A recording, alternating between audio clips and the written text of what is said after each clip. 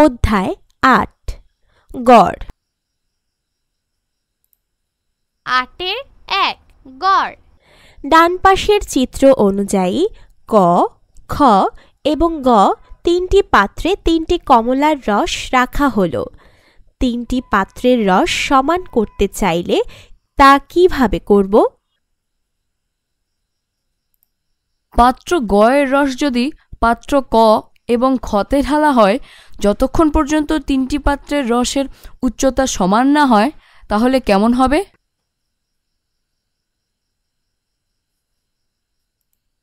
আমি সম্পূর্ণ রস একসাথে রাখব এবং তিনটি পাত্রে সমান ভাগে ভাগ করে দেব।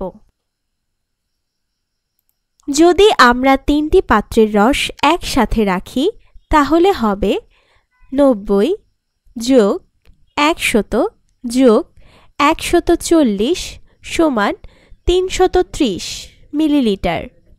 সুতরাং একটি পাত্রে রাখা রসের পরিমাণ ৩৩০ ভাগ ৩ সমান ১১০।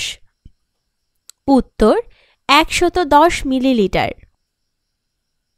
কতগুলো রাশি দেওয়া থাকলে রাশিগুলোর যোগফলকে রাশিগুলোর সংখ্যা দ্বারা ভাগ করলে যে মান পাওয়া যায় তাকে রাশিগুলোর গড় বলে।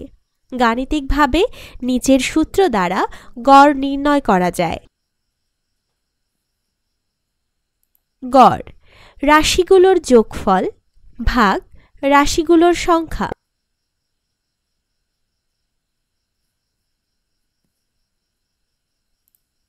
১ গড় নির্ণয় করো।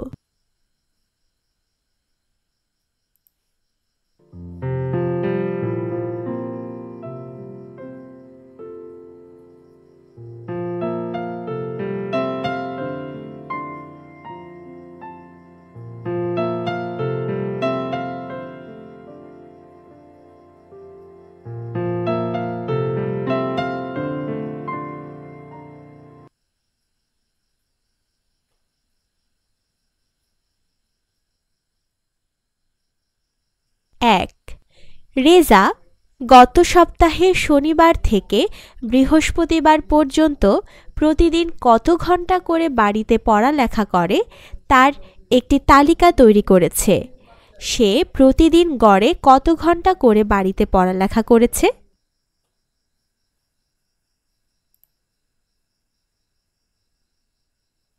সমাধান। গড় সমান রাশিগুলোর যোগফল ভাগ রাশিগুলোর সংখ্যা।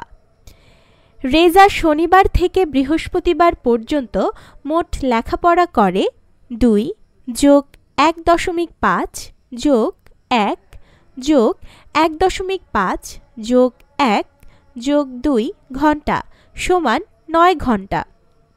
প্রতিদিন গড়ে লেখাপড়া করে ৯ ভাগ ৬ ঘন্টা সমান ১.৫ ঘন্টা।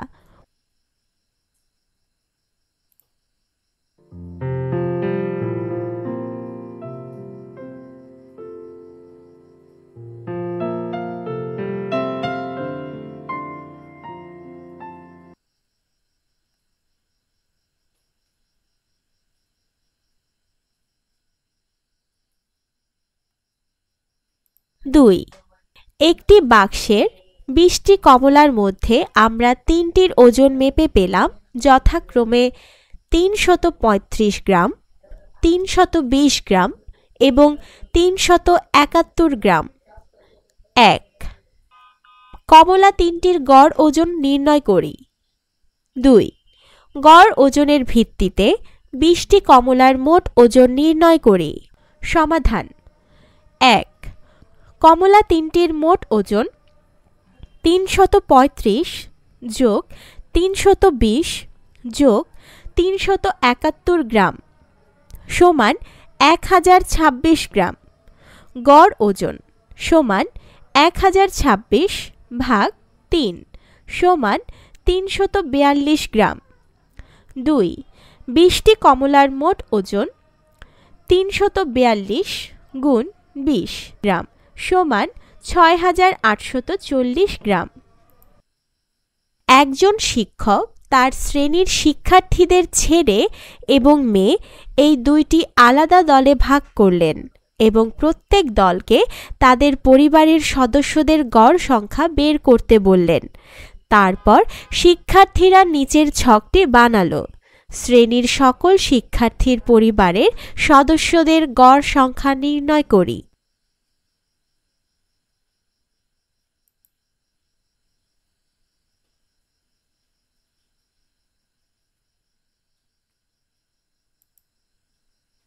ধারাবাহিকভাবে চিন্তা করি।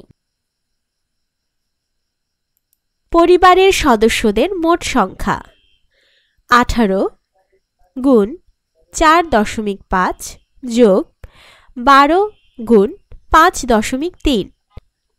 মোট শিক্ষার্থী সংখ্যা 18 যোগ 12। পরিবারের সদস্যদের গড় সংখ্যা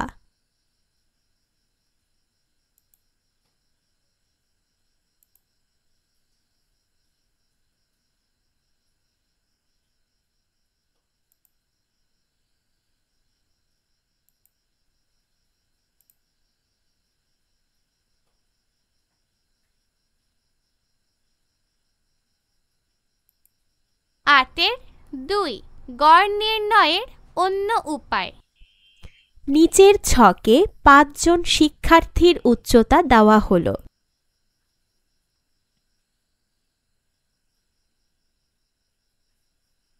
উচ্চতাগুলোর গড় হল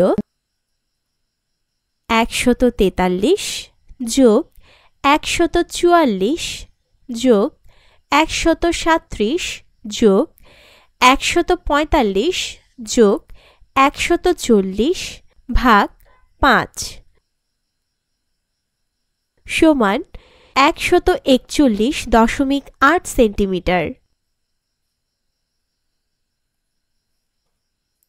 সূত্র ব্যবহার করে আমরা কিভাবে সহজে গড় নির্ণয় করতে পারি তা আলোচনা করি। রেজার কৌশল। যেহেতু প্রত্যেকের মান 130 থেকে বড়, তাই আমি 130 সেন্টিমিটার থেকে পার্থক্য নির্ণয় করা শুরু করেছি। মানগুলো হল 13 centimetre, 14 centimetre, 7 centimetre, 15 centimetre, 10 centimetre. তারপর আমি মানগুলোর গড় নির্ণয় করেছি। 13 যোগ 14 যোগ 7 যোগ 15 যোগ 10 ভাগ 5 সমান 11.8। পরিশেষে 130 সেন্টিমিটারের সাথে 11.8 সেন্টিমিটার যোগ করেছি। 130 যোগ 11.8 সমান 141.8। উত্তর 141.8 সেন্টিমিটার। মিনার কৌশল। যেহেতু সর্বনিম্ন মান 137, তাই আমি 137 সেন্টিমিটার থেকে পার্থক্য নির্ণয় করা শুরু করেছি। মানগুলো হল 6 centimetre, 7 centimetre, 0 centimetre, 8 centimetre, 3 centimetre. তারপর আমি মানগুলোর গড় নির্ণয় করেছি। 6 যোগ 7 যোগ 0 যোগ 8 যোগ 3 ভাগ 5 সমান 4.8। পরিশেষে 137 সেন্টিমিটারের সাথে 4.8 সেন্টিমিটার যোগ করেছি। 137 যোগ 4.8 সমান 141.8। উত্তর 141.8 সেন্টিমিটার। 1. উপরের যে কোনো কৌশল ব্যবহার করে নিচের রাশিগুলোর গড় নির্ণয় করি। 1.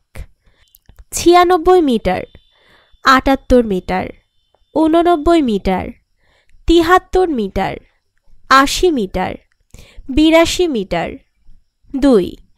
520 KG, 640 KG, 586 KG, 572 KG, 605 KG. 3.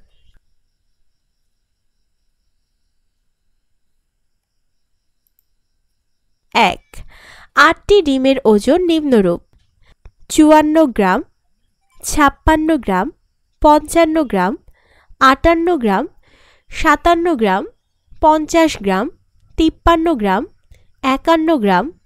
8টি ডিমের গড় ওজন নির্ণয় করো। 2 নিচের ছকে ক দল এবং খ দলের গণিতে প্রাপ্ত নম্বর দেওয়া আছে। ক দলে 5 জন এবং খ দলে 3 জন শিক্ষার্থী আছে।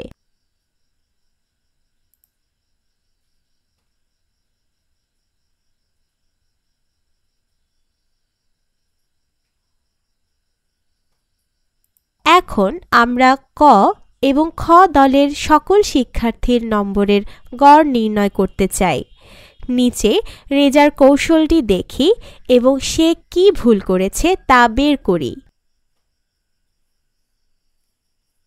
রেজার কৌশল: ক দলের নম্বরের গড় হল 59 যোগ 67 যোগ 92 যোগ 80 যোগ 85 ভাগ 5 সমান 383 ভাগ 5 সমান 76.6। খ দলের নম্বরের গড় হল 82 যোগ 78 যোগ 65 ভাগ 3 সমান 225 ভাগ 3 সমান 75। সুতরাং ক এবং খ দলের সকল শিক্ষার্থীর নম্বরের গড় 76.6 যোগ 75 ভাগ 2 সমান 151.6 ভাগ 2 সমান 75.8। উত্তর 75.8।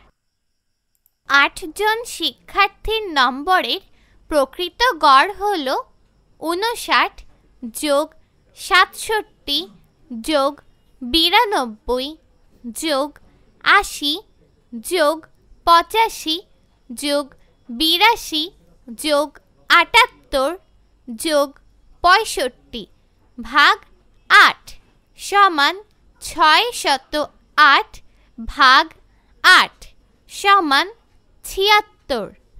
রেজার কৌশল অনুযায়ী প্রকৃত গড় বের হয়নি, যেহেতু দুইটি দলের মধ্যে শিক্ষার্থীর সংখ্যার পার্থক্য আছে।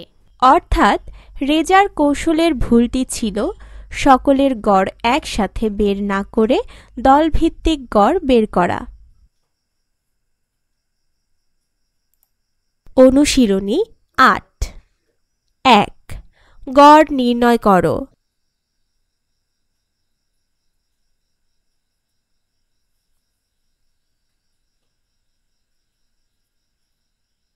2 6টি বইয়ের ওজন 924 গ্রাম।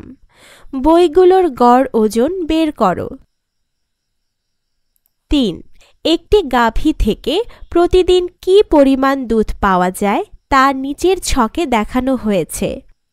গাভীটি প্রতিদিন গড়ে কি পরিমাণ দুধ দেয় তা নির্ণয় করো। 4 সোহেল এবং হামিদার বাংলা, ইংরেজি, গণিত, বিজ্ঞান এবং বাংলাদেশ ও বিশ্ব পরিচয় পরীক্ষায় প্রাপ্ত নম্বর দেওয়া আছে। প্রত্যেকের গড় নম্বর নির্ণয় করো এবং 2 জনের মধ্যে কে পরীক্ষায় ভালো করেছে তা বের করো। 5 একটি পরিসংখ্যানে দেখা গেছে আগস্ট মাসে ঢাকায় সর্বোচ্চ তাপমাত্রার গড় 32 ডিগ্রি সেলসিয়াস। সেক্ষেত্রে নিচের কোন তথ্যটি সত্য হবে? ক আগস্ট মাসের প্রতিদিনের সর্বোচ্চ তাপমাত্রা 32 ডিগ্রি সেলসিয়াস। খ আগস্ট মাসে সর্বোচ্চ তাপমাত্রা 32 ডিগ্রি সেলসিয়াস ছিল এমন দিনের সংখ্যা অন্যান্য মাসগুলোর দিনের সংখ্যা অপেক্ষা বেশি। আগস্ট মাসের প্রতিদিনই তাপমাত্রা 32 ডিগ্রি সেলসিয়াস অপেক্ষা বেশি হয়নি।